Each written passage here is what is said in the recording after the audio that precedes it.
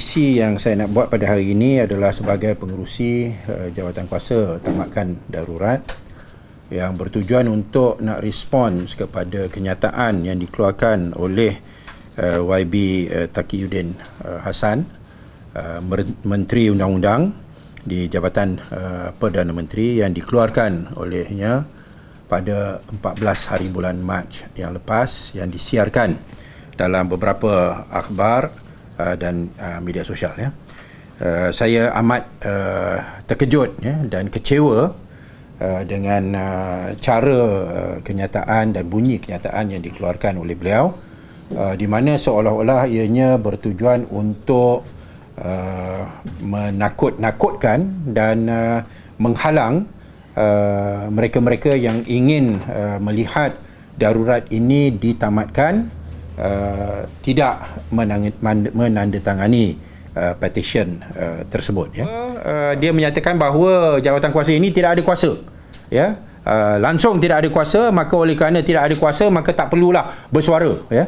Ini pun menunjukkan satu sikap yang angkuh dan langsung tidak demokratik oleh seorang menteri kerajaan Perikatan Nasional yang bersama dengan parti parti PAS, yang dulunya kita lihat sebagai parti yang memperjuangkan dan mempertahankan demokrasi dan hak rakyat. Ni sikap dia macam seolah-olah kalau kamu tak ada kuasa, kamu diam. Yang ada kuasa saja yang bersuara. Sedangkan kita semua tahu bahawa kita hidup di dalam sebuah negara yang demokratik dan kuasa yang sebenar adalah pada rakyat. Dan semua institusi-institusi kerajaan, termasuk kerajaan itu sendiri, apatah lagi institusi yang dibina oleh kerajaan, adalah yang bersandarkan kuasa rakyat. Memang betul kita tidak ditubuhkan oleh kerajaan, tetapi untuk mengatakan bahawa kita tidak ada kuasa adalah satu sikap yang memperlekehkan falsafah demokrasi di mana rakyat yang berkuasa. Yang akhir dalam perlembagaan, dalam laporan akhbar ini disebut tentang undang-undang berita berita tak benar, berita tak benar, dan bila dimasukkan perenggan yang terakhir itu, di mana dikatakan bahawa boleh diambil tindakan berita tidak benar berkaitan COVID-19 serta proklamasi darurat, maka ianya berunsurkan ugutan pada rakyat.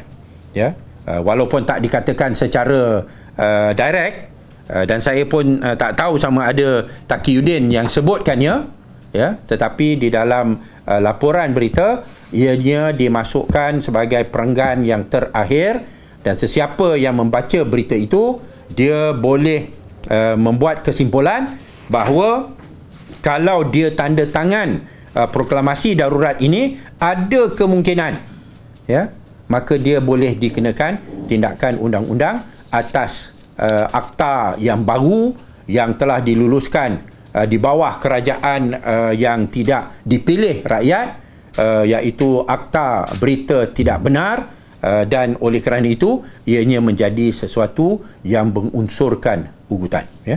Saya nak beritahu pada rakyat, negara Malaysia adalah sebuah negara demokrasi, dan rakyat tidak wajar ditundukkan dengan kata-kata dan ugutan yang dikeluarkan oleh Menteri Undang-Undang yang kerajaan yang tidak ada sokongan rakyat.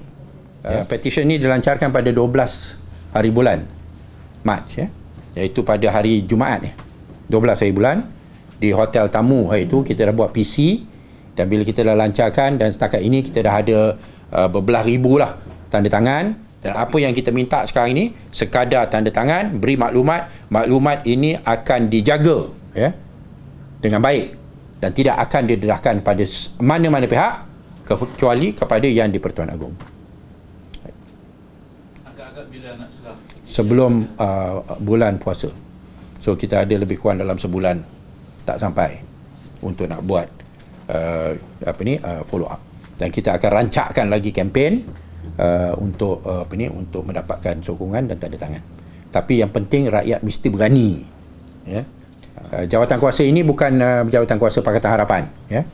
Jawatan kuasa tamatkan darurat ini adalah satu jawatan kuasa yang dipimpin oleh beberapa individu, termasuk ahli politik dan pimpinan NGO. Ya. It's not a PH thing. Lalu kita mengharapkan ianya akan bipartisan dan cross all political lines. Semua, sama ada orang UMNO ke, orang MIC ke, MCA ke, yang melihat bahawa darurat ini memang menyulitkan rakyat dan tidak memenuhi apa-apa tujuan dan matlamat, melainkan mempertahankan Muhyiddin dan kerajaannya, maka kita harap ya mereka akan bersama dan berani untuk menandatangani petition kami. Jadi apakah peranan yang dimainkan oleh YB sendiri dalam yang platform ini, petition ini? Saya sebagai pengerusi. Di antara jawatan kuasanya ada ahli politik daripada DAP, ada daripada PKR, ada daripada Muda, ada daripada Warisan, ada daripada Pejuang, ada NGO, termasuklah individu-individu seperti Ustaz Ahmad Awang, Ustaz Gani, ya, Cikgu Azmi, ya, yang MAPIM, ya, dan sebagainya. So apa yang kita nak, semua pihak yang menolak darurat ini akan bersatu bersama, dan suara kita, suara rakyat disampaikan kepada Yang di-Pertuan Agong.